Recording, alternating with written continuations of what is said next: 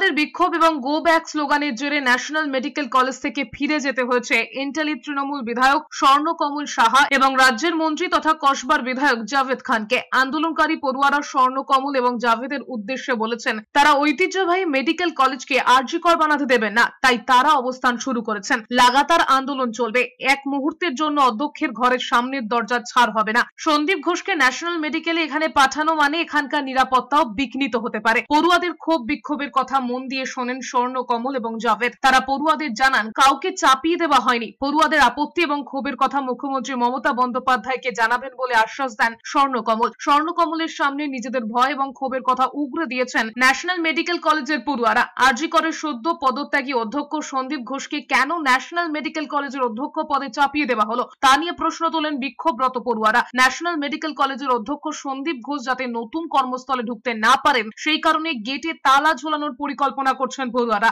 মঙ্গলবার ন্যাশনাল মেডিকেলে কিছু পড়ুয়ার পরীক্ষা রয়েছে, তাদের প্রশাসনিক ভবনের ভিতরে ঢুকে পড়তে বলা হয়েছে, তারপর গেটে তালা দিয়ে দেবার পরিকল্পনা করা হয়েছে। উনি তো আরজি করে প্রিন্সিপাল ছিলেন, একটা জঘন্য ঘটনা হয়ে গেছে।